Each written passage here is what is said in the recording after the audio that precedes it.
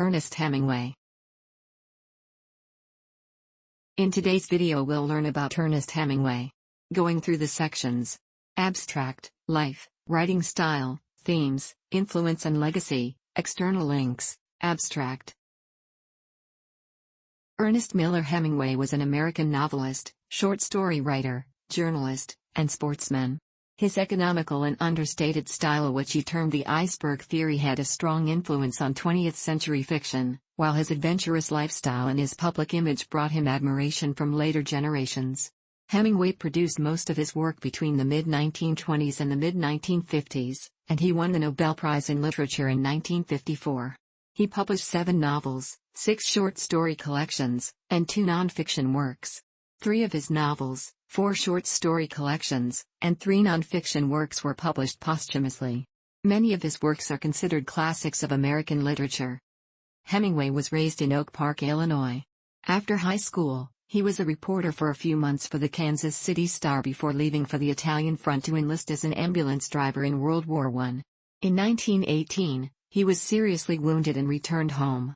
His wartime experiences formed the basis for his novel A Farewell to Arms, 1929. In 1921, Hemingway married Hadley Richardson, the first of 4 wives. They moved to Paris, where he worked as a foreign correspondent and fell under the influence of the modernist writers and artists of the 1920s lost generation expatriate community. His debut novel The Sun Also Rises was published in 1926. He divorced Richardson in 1927 and married Pauline Pfeiffer. They divorced after he returned from the Spanish Civil War, where he had been a journalist. He based For Whom the Bell Tolls, 1940, on his experience there. Martha Gellhorn became his 3rd wife in 1940. They separated after he met Mary Welsh in London during World War II. He was present with the troops as a journalist at the Normandy landings and the liberation of Paris. Hemingway maintained permanent residences in Key West, Florida, in the 1930s, and Cuba. He almost died in 1954 after plane crashes on successive days. Injuries left him in pain and ill health for much of the rest of his life. In 1959, he bought a house in Ketchum, Idaho, where, in mid-1961, he ended his own life. This project compresses information gathered from Wikipedia in video format. Why should I watch it? Studies prove that reading while listening improves comprehension, increases speed as well as expands vocabulary and enhances fluency. Provide your feedback on the comments section. Support the channel by subscribing and liking the video. Thanks. Life. Ernest Miller Hemingway was born on July 21, 1899, in Oak Park, Illinois, a suburb of Chicago, to Clarence Edmonds Hemingway, a physician, and Grace Hall Hemingway, a musician. His parents were well-educated and well-respected in Oak Park, a conservative community about which resident Frank Lloyd Wright said, "So many churches for so many good people to go to." When Clarence and Grace Hemingway married in 1896, they lived with Grace's father, Ernest Hall, after whom they named their first son, the second of their 6 children. His sister Marceline preceded him in 1898, followed by Ursula in 1902, Madeline in 1904, Carol in 1911, and Lester in 1915. Hemingway's mother, a well-known musician in the village, taught her son to play the cello despite his refusal to learn, though later in life he admitted the music lessons contributed to his writing style, evidenced for example in the contrapuntal structure of For Whom the Bell Tolls. As an adult, Hemingway professed to hate his mother, although biographer Michael S. Reynolds points out that he shared similar energies and enthusiasms. Each summer the family traveled to Windmere on Walloon Lake, near Petoskey, Michigan. Their young Ernest joined his father and learned to hunt, fish, and camp in the woods and lakes of northern Michigan, early experiences that instilled a lifelong passion for outdoor adventure and living in remote or isolated areas. Hemingway attended Oak Park and River Forest High School from 1913 until 1917. He was a good athlete, involved with a number of sports: boxing, track and field, water polo, and football, performed in the school orchestra for 2 years with his sister Marceline, and received good grades in English classes. During his last 2 years at high school he edited the Trapeze and Tabula, the school's newspaper and yearbook, where he imitated the language of sports writers and used the pen name Ring Lardner Jr. A nod to Ring Lardner of the Chicago Tribune, whose byline was linotype. Like Mark Twain, Stephen Crane, Theodore Dreiser, and Sinclair Lewis, Hemingway was a journalist before becoming a novelist. After leaving high school, he went to work for the Kansas City Star as a cub reporter. Although he stayed there for only 6 months, he relied on the Star's style guide as a foundation for his writing. Use short sentences. Use short verse paragraphs. Use vigorous English. Be positive, not negative. In December 1917, Hemingway responded to a Red Cross recruitment effort and signed on to be an ambulance driver in Italy, after having failed to enlist in the U.S. Army because of poor eyesight. In May 1918 he sailed from New York, and arrived in Paris as the city was under bombardment from German artillery. That June he arrived at the Italian front. On his first day in Milan, he was sent to the scene of a munitions factory explosion to join rescuers retrieving the shredded remains of female workers. He described the incident in his non-fiction book Death in Tea. Afternoon, I remember that after we searched quite thoroughly for the complete dead we collected fragments. A few days later, he was stationed at Fossalta di Piave. On July 8, he was seriously wounded by mortar fire, having just returned from the canteen bringing chocolate and cigarettes for the men at the front line. Despite his wounds, Hemingway assisted Italian soldiers to safety, for which he received the Italian Silver Medal of Bravery. He was still only 18 at the time. Hemingway later said of the incident, "When you go to war as a boy you have a great illusion of immortality. Other people get killed, not you. Then when you are badly wounded the first time you lose that illusion and you know it can happen to you." He sustained severe shrapnel wounds to both legs, underwent an immediate operation at a distribution center, and spent 5 days at a field hospital before he was transferred for recuperation to the Red Cross Hospital in Milan. He spent 6 months at the hospital, where he met and formed a strong friendship with Chink Dorman Smith that lasted for decades and shared a room with future American Foreign Service officer, ambassador, and author Henry Serrano Villar. While recuperating he fell in love with Agnes von Kurowski, a Red Cross nurse 7 years his senior. When Hemingway returned to the United States in January 1919, he believed Agnes would join him within months and the two would marry. Instead he received a letter in March with her announcement that she was engaged to an Italian officer. Biographer Jeffrey Myers writes Agnes's rejection devastated and scarred the young man. In future relationships Hemingway followed a pattern of abandoning a wife before she abandoned him. Hemingway returned home early in 1919 to a time of readjustment.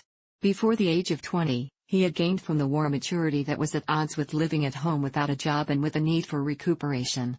As Reynolds explains, Hemingway could not really tell his parents what he thought when he saw his bloody knee. He was not able to tell them how scared he had been in another country with surgeons who could not tell him in English if his leg was coming off or not. In September, he took a fishing and camping trip with high school friends to the backcountry of Michigan's Upper Peninsula. The trip became the inspiration for his short story Big Two-Hearted River, in which the semi-autobiographical character Nick Adams takes to the country to find solitude after returning from war. A family friend offered him a job in Toronto, and with nothing else to do, he accepted. Late that year he began as a freelancer and staff writer for the Toronto Star Weekly. He returned to Michigan the following June and then moved to Chicago in September 1920 to live with friends, while still filing stories for the Toronto Star. In Chicago, he worked as an associate editor of the monthly journal Cooperative Commonwealth, where he met novelist Sherwood Anderson. When St. Louis native Hadley Richardson came to Chicago to visit the sister of Hemingway's roommate, Hemingway became infatuated. He later claimed, "I knew she was the girl I was going to marry." Hadley, red-haired, with a nurturing instinct, was 8 years older than Hemingway. Despite the age difference, Hadley, who had grown up with an overprotective mother, seemed less mature than usual for a young woman her age. Bernice Kurt, author of The Hemingway Women, claims Hadley was evocative of Agnes, but that Hadley had a childishness that Agnes lacked. The two corresponded for a few months and then decided to marry and travel to Europe. They wanted to visit Rome, but Sherwood Anderson convinced them to visit Paris instead, writing letters of introduction for the young couple. They were married on September 3, 1921. 2 months later, Hemingway was hired as foreign correspondent for the Toronto Star, and the couple left for Paris. Of Hemingway's marriage to Hadley, Myers claims, with Hadley, Hemingway achieved everything he had hoped for with Agnes, the love of a beautiful woman, a comfortable income, a life in Europe.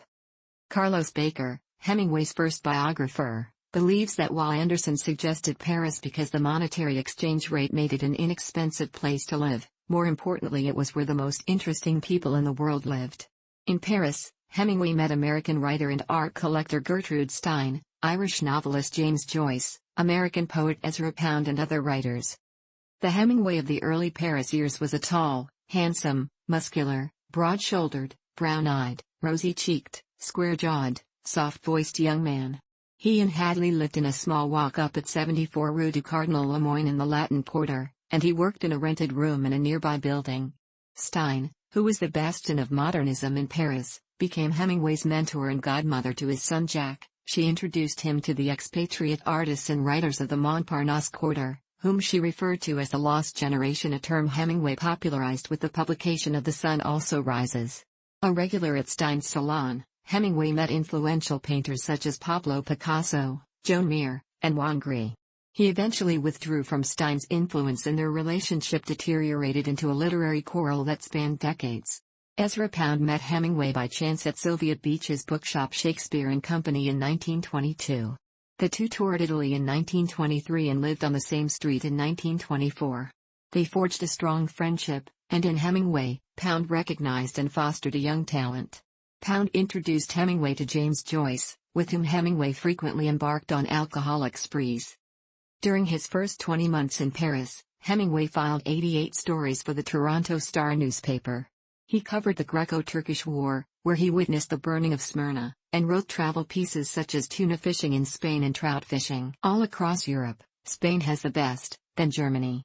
He described also the retreat of the Greek army with civilians from East Thrace. Hemingway was devastated on learning that Hadley had lost a suitcase filled with his manuscripts at the Gare de Lyon as she was traveling to Geneva to meet him in December 1922. The following September, the couple returned to Toronto, where their son John Hadley Nicanor was born on October 10, 1923. During their absence, Hemingway's first book, 3 Stories and 10 Poems, was published. 2 of the stories it contained were all that remained after the loss of the suitcase, and the third had been written early the previous year in Italy. Within months a second volume, In Our Time, without capitals, was published. The small volume included 6 vignettes and a dozen stories Hemingway had written the previous summer during his first visit to Spain, where he discovered the thrill of the corrida.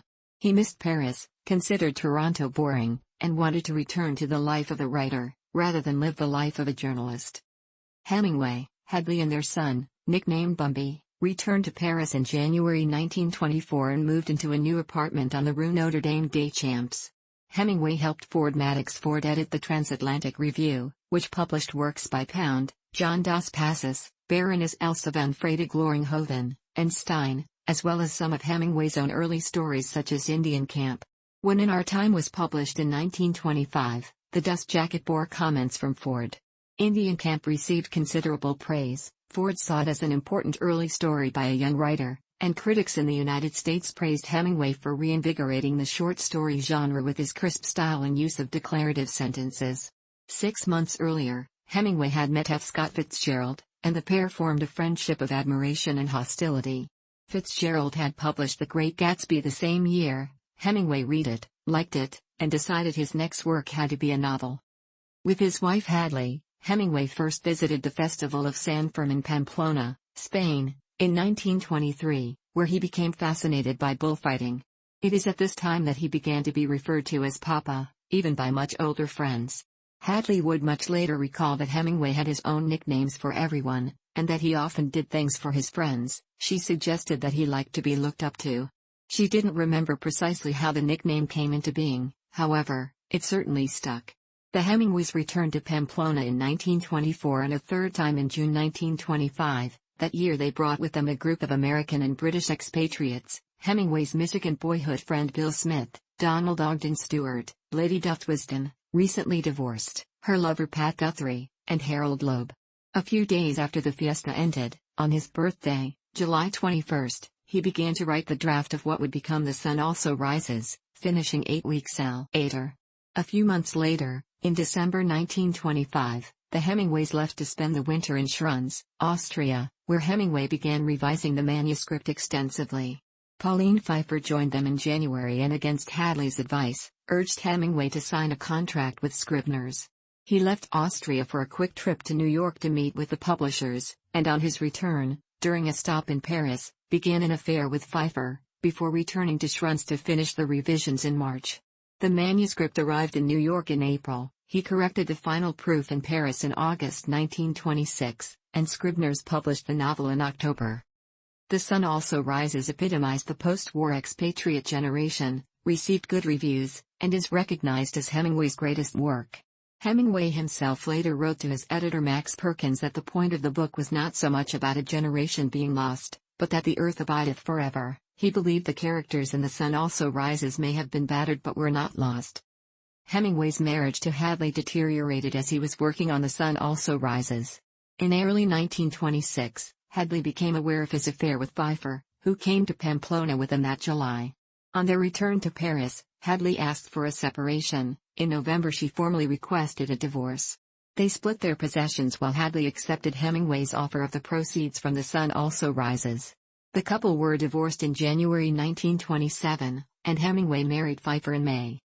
Pfeiffer, who was from a wealthy Catholic Arkansas family, had moved to Paris to work for Vogue magazine. Before their marriage, Hemingway converted to Catholicism.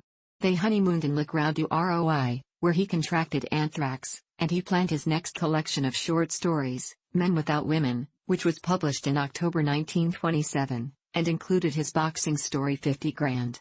Cosmopolitan magazine editor-in-chief Ray Long praised 50 Grand, calling it one of the best short stories that ever came to my hands. The best prize fight story I ever read. A remarkable piece of realism. By the end of the year Pauline, who was pregnant, wanted to move back to America. John Dos Passos recommended Key West, and they left Paris in March 1928. Hemingway suffered a severe injury in their Paris bathroom when he pulled a skylight down on his head thinking he was pulling on a toilet chain.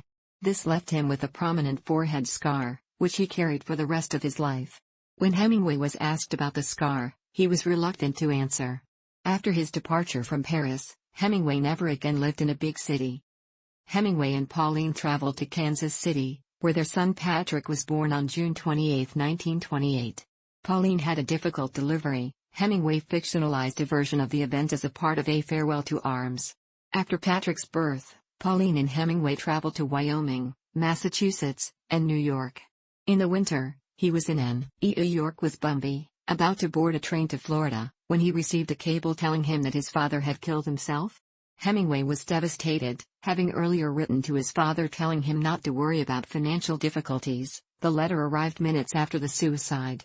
He realized how Hadley must have felt after her own father's suicide in 1903, and he commented, "I'll probably go the same way." Upon his return to Key West in December, Hemingway worked on the draft of A Farewell to Arms before leaving for France in January. He had finished it in August but delayed the revision. The serialization in Scribner's magazine was scheduled to begin in May, but as late as April, Hemingway was still working on the ending, which he may have rewritten as many as 17 times. The completed novel was published on September 27. Biographer James Mello believes A Farewell to Arms established Hemingway's stature as a major American writer and displayed a level of complexity not apparent in The Sun Also Rises. In Spain in mid-1929, Hemingway researched his next work, Death in the Afternoon. He wanted to write a comprehensive treatise on bullfighting, explaining the toreros and corridas complete with glossaries and appendices, because he believed bullfighting was of great tragic interest, being literally of life and death. During the early 1930s, Hemingway spent his winters in Key West and summers in Wyoming, where he found the most beautiful country he had seen in the American West and hunted deer, elk, and grizzly bear. He was joined there by Dos Passos, and in November 1930, after bringing Dos Passos to the train station in Billings, Montana, Hemingway broke his arm in a car accident. The surgeon tended the compound spiral fracture and bound the bone with kangaroo tendon. Hemingway was hospitalized for 7 weeks, with Pauline tending to him. The nerves in his writing hand took as long as a year to heal, during which time he suffered intense pain. His third son, Gregory Hancock Hemingway, was born a year later on November 12, 1931, in Kansas City. Pauline's uncle bought the couple a house in Key West with a carriage house, the second floor of which was converted into a writing studio. While in Key West, Hemingway frequented the local bar Sloppy Joe's. He invited friends including Waldo Peirce, Dos Passos, and Max Perkins to join him on fishing trips and on an all-male expedition to the Dry Tortugas. Meanwhile, he continued to travel to Europe and to Cuba, and although in 1933 he wrote of Key West, "We have a fine house here, and kids are all well," Mello believes he was plainly restless. In 1933, Hemingway and Pauline went on safari to East Africa. The 10-week trip provided material for Green Hills of Africa, as well as for the short stories The Snows of Kilimanjaro and The Short Happy Life of Francis Macomber. The couple visited Mombasa, Nairobi, and Machakos in Kenya, then moved on to Tanganyika territory, where they hunted in Serengeti, around Lake Manyara, and west and southeast of present-day Tarangire National Park. Their guide was the noted white hunter Philip Percival, who had guided Theodore Roosevelt on his 1909 safari. During these travels, Hemingway contracted amoebic dysentery that caused a prolapsed intestine, and he was evacuated by plane to Nairobi, an experience reflected in The Snows of Kilimanjaro. On Hemingway's return to Key West in early 1934, he began work on Green Hills of Africa, which he published in 1935 to mixed reviews. Hemingway bought a boat in 1934, named it the Pilar, and began sailing the Caribbean. In 1935 he first arrived at Bimini, where he spent a considerable amount of time. During this period he also worked on To Have and Have Not, published in 1937 while he was in Spain, the only novel he wrote during the 1930s.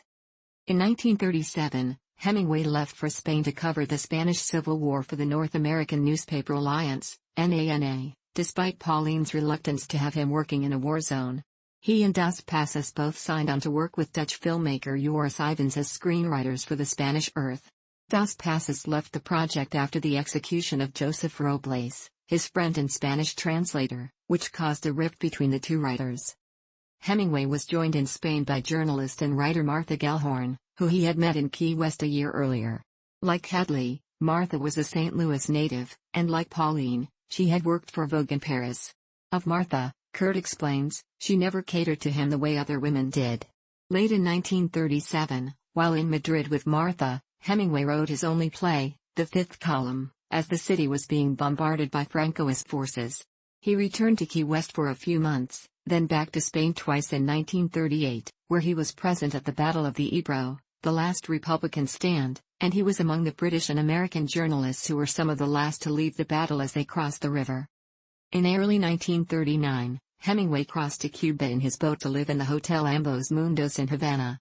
This was the separation phase of a slow and painful split from Pauline, which began when Hemingway met Martha Gellhorn. Martha soon joined him in Cuba, and they rented Finca Vica, Lookout Farm, a 15-acre, 61,000 square meters, property 15 miles, 24 kilometers, from Havana.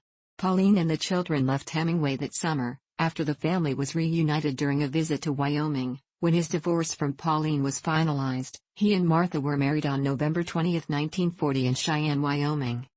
Hemingway moved his primary summer residence to Ketchum, Idaho, just outside the newly built resort of Sun Valley, and moved his winter residence to Cuba. He had been disgusted when a Parisian friend allowed his cats to eat from the table, but he became enamored of cats in Cuba and kept dozens of them on the property. Descendants of his cats live at his Key West home. Gellhorn inspired him to write his most famous novel, For Whom the Bell Tolls, which he started in March 1939 and finished in July 1940. It was published in October 1940. His pattern was to move around while working on a manuscript, and he wrote For Whom the Bell Tolls in Cuba, Wyoming, and Sun Valley. It became a Book of the Month Club choice, sold 500,000 copies within months, was nominated for a Pulitzer Prize and, in the words of Myers, triumphantly re-established Hemingway's literary reputation. In January 1941, Martha was sent to China on assignment for Collier's magazine. Hemingway went with her, sending in dispatches for the newspaper PM, but in general he disliked China. A 2009 book suggests during that period he may have been recruited to work for Soviet intelligence agents under the name Agent Argo. They returned to Cuba before the declaration of war by the United States that December, when he convinced the Cuban government to help him refit the Pilar, which he intended to use to ambush German submarines off the coast of Cuba. Hemingway was in Europe from May 1944 to March 1945. When he arrived in London, he met Time magazine correspondent Mary Welsh, with whom he became infatuated. Martha had been forced to cross the Atlantic in a ship filled with explosives because Hemingway refused to help her get a press pass on a plane, and she arrived in London to find him hospitalized with a concussion from a car accident. She was unsympathetic to his plight. She accused him of being a bully and told him that she was through, absolutely finished. The last time that Hemingway saw Martha was in March 1945 as he was preparing to return to Cuba. and their divorce was finalized later that year. Meanwhile, he had asked Mary Welsh to marry him on their third meeting. Hemingway accompanied the troops to the Normandy landings wearing a large head bandage, according to Myers, but he was considered precious cargo and not allowed ashore. The landing craft came within sight of Omaha Beach before coming under enemy fire and turning back. Hemingway later wrote in Collier's that he could see the first, second, third, fourth and fifth waves of lay where they had fallen, looking like so many heavily laden bundles on the flat pebbly stretch between the sea and first cover. Mello explains that, on that first day, none of the correspondents were allowed to land and Hemingway was returned to the Dorothea Dix. Late in July, he attached himself to the 22nd Infantry Regiment commanded by Colonel Charles Buck Lanham, as it drove toward Paris, and Hemingway became de facto leader to a small band of village militia in Rambouillet outside of Paris. Paul Fussell remarks, Hemingway got into considerable trouble playing infantry captain to a group of resistance people that he gathered because a correspondent is not supposed to lead troops, even if he does it well. This was in fact in contravention of the Geneva Convention, and Hemingway was brought up on formal charges. He said that he beat the rat by claiming that he only offered advice. On August 25, he was present at the liberation of Paris as a journalist. Contrary to the Hemingway legend, he was not the first into the city, nor did he liberate the Ritz. In Paris, he visited Sylvia Beach and Pablo Picasso with Mary Welsh, who joined him there. In a spirit of happiness, he forgave Gertrude Stein. Later that year, he observed heavy fighting in the Battle of Argonne Forest. On December 17, 1944, he had himself driven to Luxembourg in spite of illness to cover the Battle of the Bulge. As soon as he arrived, however, Lanham handed him to the doctors, who hospitalized him with pneumonia. He recovered a week later, but most of the fighting was over. In 1947, Hemingway was awarded a Bronze Star for his bravery during World War II. He was recognized for having been under fire in combat areas in order to obtain an accurate picture of conditions, with a commendation that through his talent of expression, Mr. Hemingway enabled readers to obtain a vivid picture of the difficulties and triumphs of the front-line soldier and his organization in combat. Hemingway said he was out of business as a writer from 1942 to 1945 during his residence in Cuba. In 1946 he married Mary, who had an ectopic pregnancy 5 months later. The Hemingway family suffered a series of accidents and health problems in the years following the war. In a 1945 car accident, he smashed his knee and sustained another deep wound on his forehead. Mary broke first her right ankle and then her left in successive skiing accidents. A 1947 car accident left Patrick with a head wound and severely ill. Hemingway sank into depression as his literary friends began to die. In 1939 William Butler Yeats and Ford Madox Ford. In 1940 F. Scott Fitzgerald. In 1941 Sherwood Anderson and James Joyce. In 1946 Gertrude Stein, and the following year in 1947, Max Perkins, Hemingway's longtime Scribner's editor and friend. During this period, he suffered from severe headaches, high blood pressure, weight problems, and eventually diabetes, much of which was the result of previous accidents and many years of heavy drinking. Nonetheless, in January 1946, he began work on The Garden of Eden, finishing 800 pages by June. During the post-war years, he also began work on a trilogy tentatively titled The Land, the Sea and the Air, which he wanted to combine in one novel titled The Sea Book. However, both projects stalled, and Mello says that Hemingway's inability to continue was a symptom of his troubles during these years. In 1948, Hemingway and Mary traveled to Europe, staying in Venice for several months. While there, Hemingway fell in love with the then 19-year-old Adriana Ivancic. The platonic love affair inspired the novel Across the River and Into the Trees, written in Cuba during a time of strife with Mary, and published in 1950 to negative reviews. The following year, furious at the critical reception of Across the River and Into the Trees, he wrote the draft of The Old Man and the Sea in 8 weeks, saying that it was the best I can write ever for all of my life. The Old Man and the Sea became a Book of the Month selection, made Hemingway an international celebrity, and won the Pulitzer Prize in May 1952. A month before he left for his second trip to Africa. In 1954, while in Africa, Hemingway was almost fatally injured in 2 successive plane crashes. He chartered a sightseeing flight over the Belgian Congo as a Christmas present to Mary. On their way to photograph Murchison Falls from the air, the plane struck an abandoned utility pole and crash-landed in heavy brush. Hemingway's injuries included a head wound, while Mary broke 2 ribs. The next day, attempting to reach medical care in Entebbe, they boarded a second plane that exploded at takeoff, with Hemingway suffering burns and another concussion, this one serious enough to cause leaking of cerebral fluid. They eventually arrived in Entebbe to find reporters covering the story of Hemingway's death. He briefed the reporters and spent the next few weeks recuperating and reading his erroneous obituaries. Despite his injuries, Hemingway accompanied Patrick and his wife on a planned fishing expedition in February, but pain caused him to be irascible and difficult to get along with. When a bushfire broke out, he was again injured, sustaining second-degree burns on his legs, front torso, lips, left hand and right forearm. Months later in Venice, Mary reported to friends the full extent of Hemingway's injuries: 2 cracked discs, a kidney and liver rupture, a dislocated shoulder and a broken skull. The accidents may have precipitated the physical deterioration that was to follow. After the plane crashes, Hemingway, who had been a thinly controlled alcoholic throughout much of his life, drank more heavily than usual to combat the pain of his injuries. In October 1954, Hemingway received the Nobel Prize in Literature. He modestly told the press that Carl Sandburg, Isak Dinesen and Bernard Berenson deserved the prize, but he gladly accepted the prize money. Mello says Hemingway had coveted the Nobel Prize, but when he won it, months after his plane accidents and the ensuing worldwide press coverage, there must have been a lingering suspicion in Hemingway's mind that his obituary notices had played a part in the Academy's decision.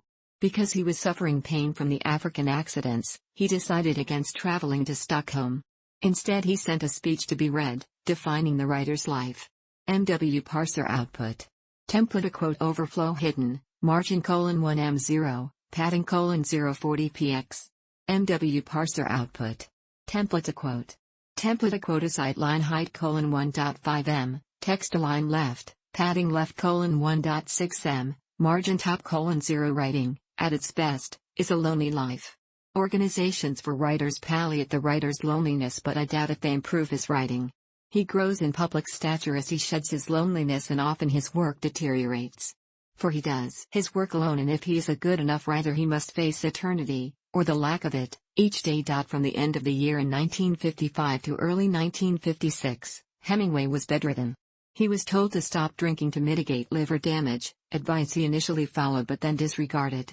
In October 1956, he returned to Europe and met Basque writer Pio Baroja, who was seriously ill and died weeks later.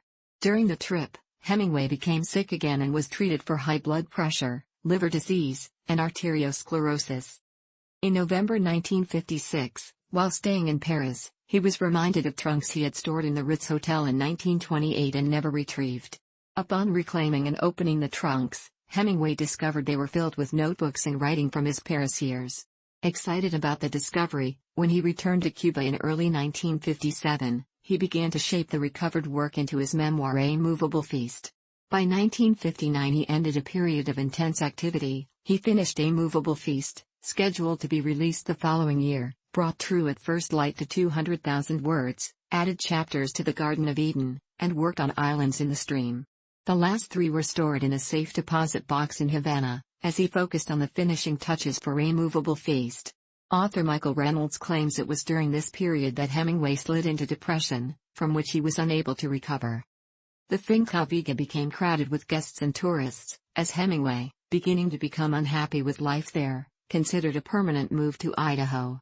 In 1959 he bought a home overlooking the Bigwood River, outside Ketchum, and left Cuba, though he apparently remained on easy terms with the Castro government, telling the New York Times he was delighted with Castro's overthrow of Batista.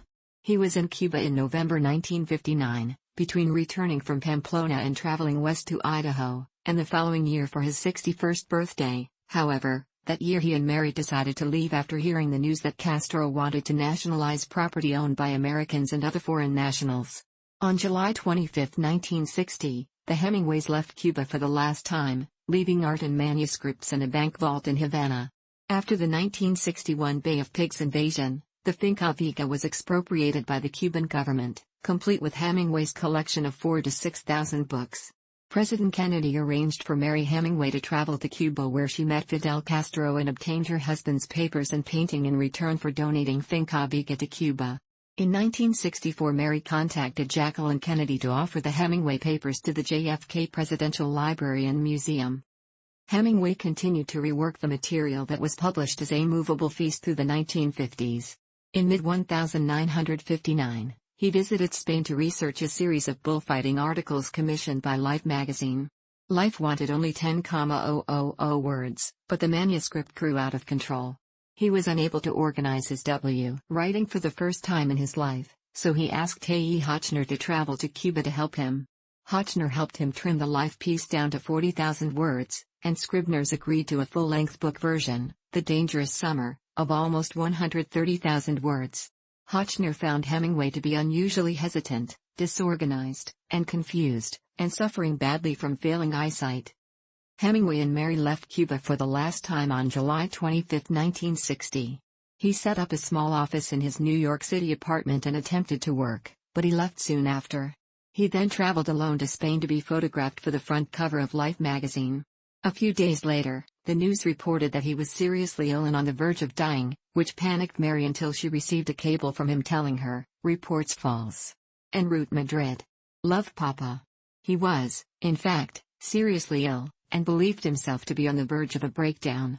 Feeling lonely, he took to his bed for days, retreating into silence, despite having the first installments of The Dangerous Summer published in Life in September 1960 to good reviews.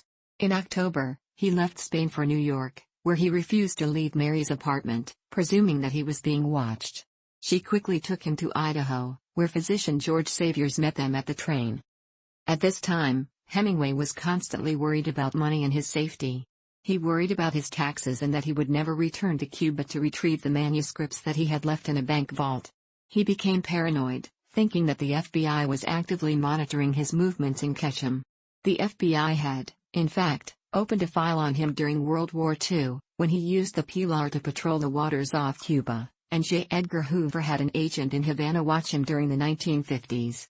By the end of November, Mary was at her wit's end, and Saviors suggested that Hemingway go to the Mayo Clinic in Minnesota. Hemingway might have believed that he was to be treated there for hypertension. The FBI knew that Hemingway was at the Mayo Clinic, as an agent later documented in a letter written in January 1961. He was checked in at the Mayo Clinic under Saviors's name in order to maintain anonymity. Myers writes that an aura of secrecy surrounds Hemingway's treatment at the Mayo but confirms that he was treated with electroconvulsive therapy as many as 15 times in December 1960 and was released in ruins in January 1961. Hemingway was back in Ketchum in April 1961, 3 months after being released from the Mayo Clinic, when Mary found Hemingway holding a shotgun in the kitchen one morning. She called Saviors, who sedated him and admitted him to the Sun Valley Hospital. From there he was returned to the Mayo for more electroshock treatments. He was released in late June and arrived home in Ketchum on June 30. He then quite deliberately shot himself with his favorite shotgun in the early morning hours of July 2, 1961.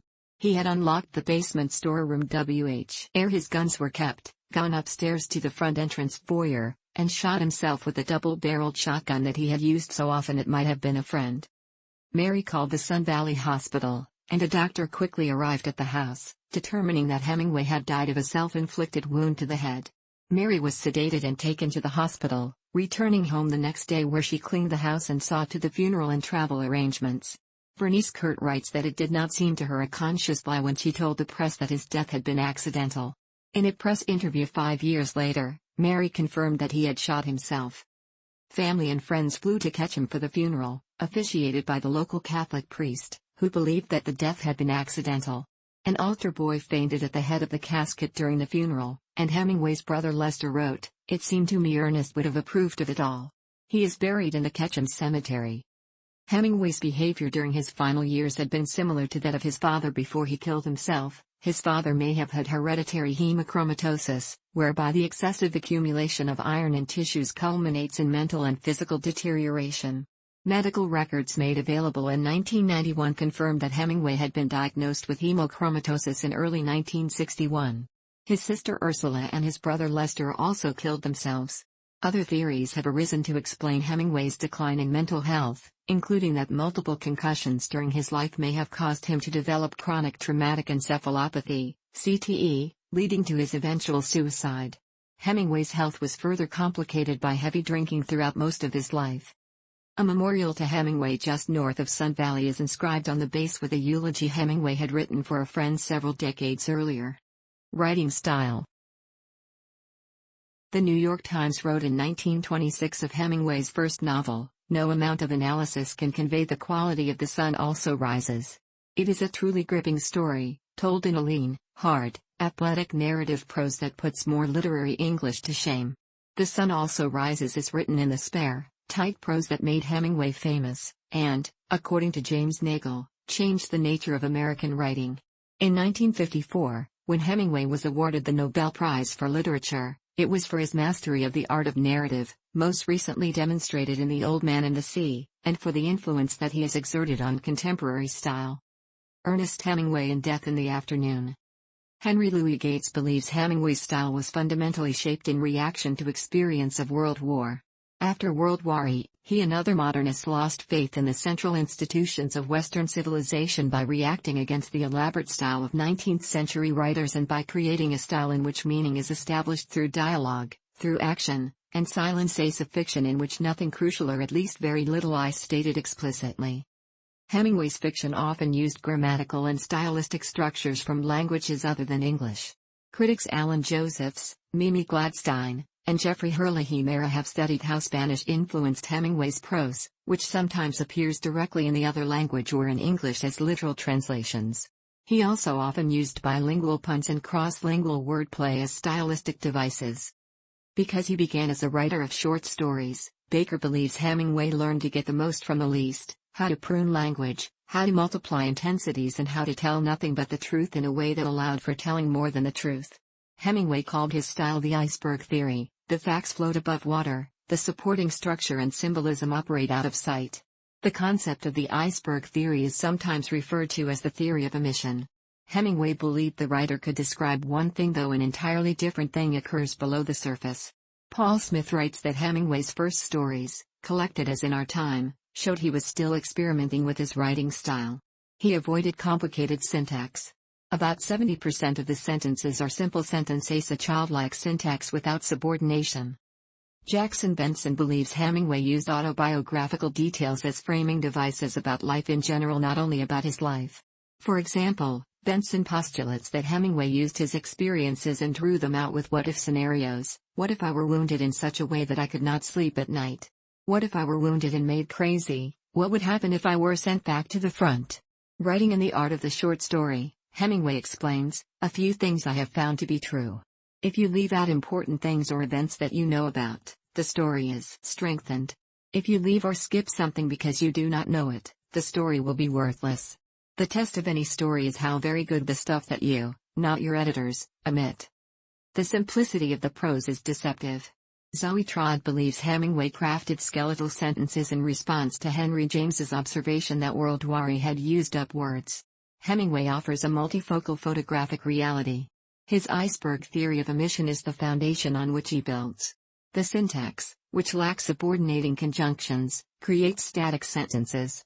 The photographic snapshot style creates a collage of images. Many types of internal punctuation, colons, semicolons, dashes, parentheses, are omitted in favor of short declarative sentences. The sentences build on each other, as events build to create a sense of the whole. Multiple strands exist in one story, and embedded text bridges to a different angle. He also uses other cinematic techniques of cutting quickly from one scene to the next, or of splicing a scene into another.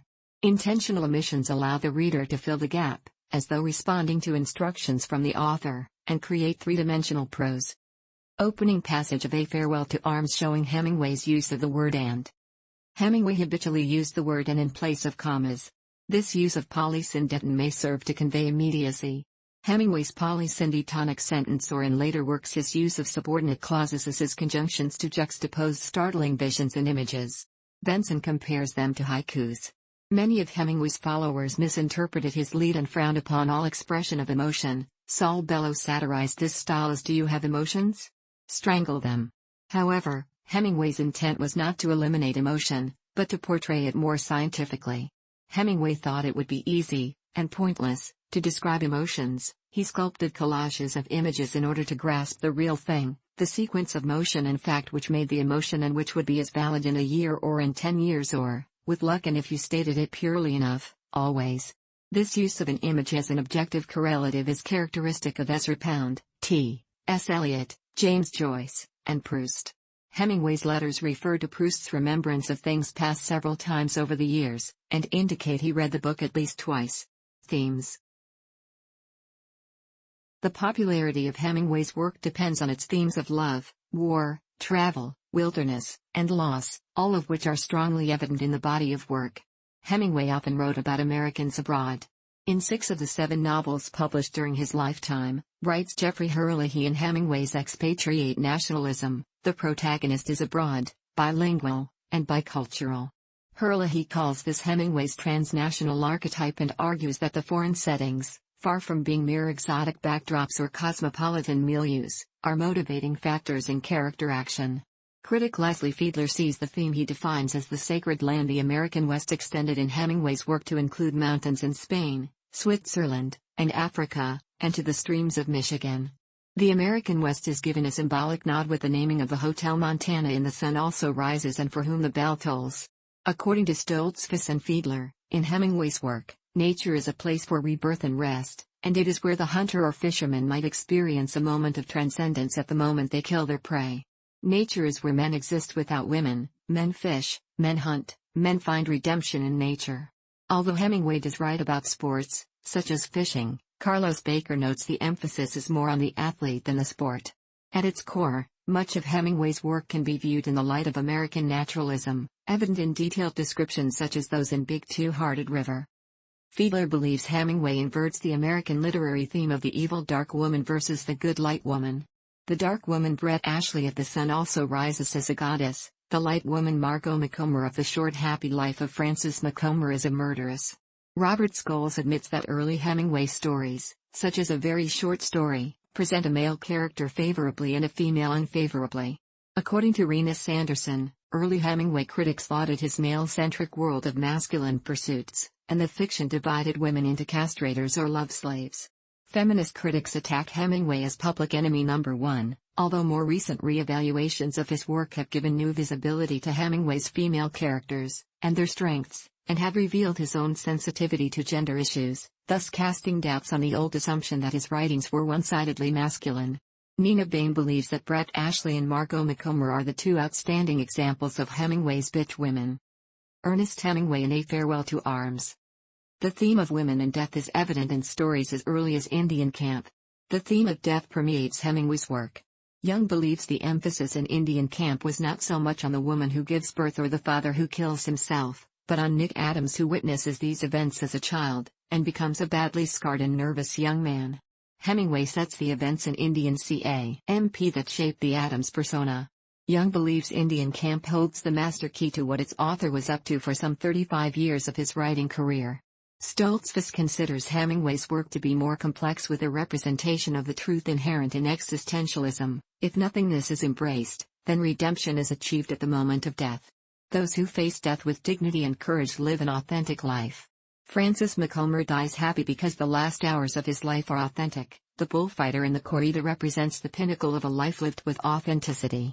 In his paper The Uses of Authenticity, Hemingway in the Literary Field, Timo Miller writes that Hemingway's fiction is successful because the characters live an authentic life, and the soldiers, fishers, boxers and backwoodsmen are among the archetypes of authenticity in modern literature.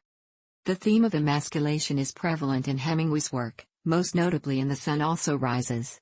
Emasculation, according to Fiedler, is a result of a generation of wounded soldiers, and of a generation in which women such as Brett gained emancipation. This also applies to the minor character, Frances Cline, Cohn's girlfriend in the beginning in the book. Her character supports the theme not only because the idea was presented early on in the novel but also the impact she had on Cohn in the start of the book while only appearing a small number of times. Baker believes Hemingway's work emphasizes the natural versus the unnatural. In Alpine Idyll, the unnaturalness of skiing in the high country late spring snow is juxtaposed against the unnaturalness of the peasant who allowed his wife's dead body to linger too long in the shed during the winter. The skiers and peasant retreat to the valley to the natural spring for redemption. Descriptions of food and drink feature prominently in many of Hemingway's works. In the short story Big Two-Hearted River, Hemingway describes a hungry Nick Adams cooking a can of pork and beans and a can of spaghetti over a fire in a heavy cast iron pot. The primitive act of preparing the meal in solitude is a restorative act and one of Hemingway's narratives of post-war integration. Susan Beagle has written that some more recent critics writing through the lens of a more modern social and cultural context several decades after Hemingway's death, and more than half a century after his novels were first published, have characterized the social era portrayed in his fiction as misogynistic and homophobic. In her 1996 essay, Critical Reception, Beagle analyzed 4 decades of Hemingway criticism and found that critics interested in multiculturalism, particularly in the 1980s, simply ignored Hemingway, although some apologetics have been written. Typical, according to Beagle, is an analysis of Hemingway's 1926 novel, The Sun Also Rises, in which a critic contended, Hemingway never lets the reader forget that Cohn is a Jew, not an unattractive character who happens to be a Jew but a character who is unattractive because he is a Jew. Also during the 1980s, according to Beagle, criticism was published that focused on investigating the horror of homosexuality and a racism typical of the social era portrayed in Hemingway's fiction.